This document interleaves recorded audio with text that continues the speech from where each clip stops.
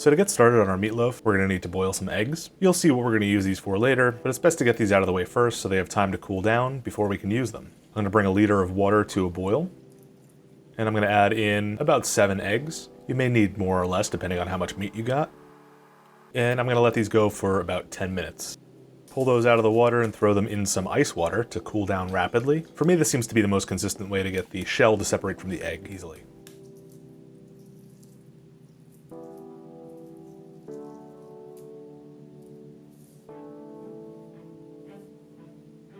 Next up, I've got a bunch of stale bread that I'm going to douse in milk. And if you're kosher, feel free to just use water for this step. And if there's extra milk sitting in the bottom of the bowl, be sure to drain that out. Let's set that bread aside and let it soak until we're ready to use it. Now I swear we'll get to the meat pretty soon. In the meantime, we need to fry up some onions and garlic. So throw some olive oil into a pan over medium heat. Dice up a small onion, or half of a large onion. Throw that in and get it sweating.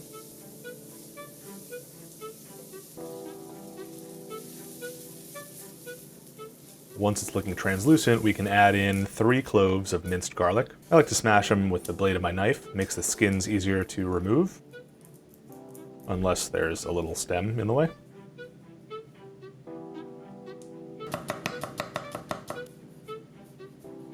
Go ahead and dump those guys in and saute until they're fragrant.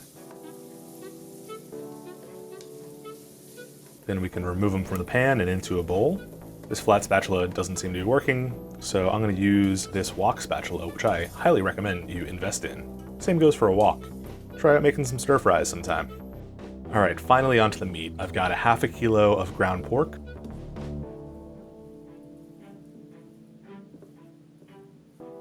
And half a kilo of ground beef. You could also just use all beef or all pork. It's really up to you. Now add in a teaspoon of dried parsley, a teaspoon of dried marjoram, a couple teaspoons of paprika. It's a little humid out, so it's sticking to the bowl. That's all right. A teaspoon of freshly ground black pepper, and a teaspoon of salt. Next, I've got a raw cracked egg. I'll add that right in, and we can start going in with our soaked bread.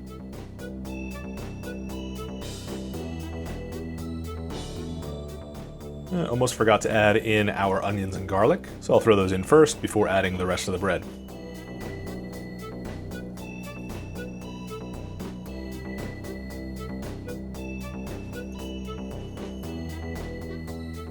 Now at this point it's feeling a little bit wet, so if it is for you as well, then you can add in some breadcrumbs.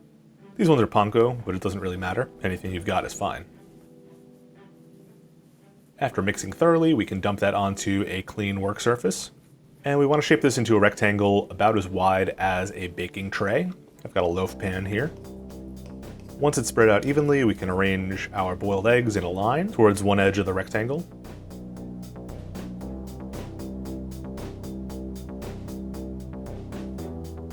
Then we want to work the meat into a loaf around the eggs. Take your time, and you may have to relocate some of the meat so that it covers up the eggs fully. Use whatever method is easiest to get that loaf into your pan now.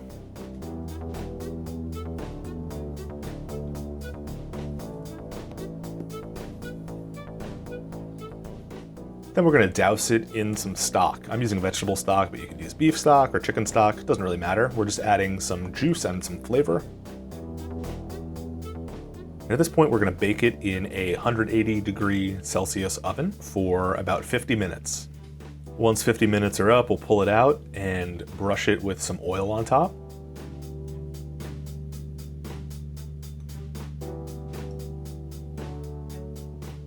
Then we'll throw it back in under the broiler for 5 to 10 minutes until it looks crispy on top. Now, don't be tempted to eat it right away. It is piping hot. Cover it up with some tin foil, poke a few holes in it, and set it aside for 15 to 20 minutes until it cools down sufficiently.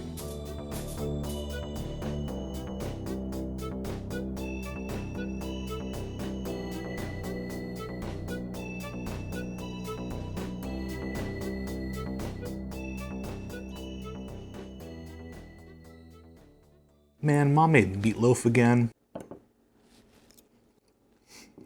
So in the States, meatloaf has sort of gained this reputation as being like a relic of the era from the 50s to the 70s, 80s, when average Americans kind of just didn't care about good food, at least not on a day-to-day basis. So moms around America would make terrible, bland meatloaf. This, on the other hand, turns that reputation on its head.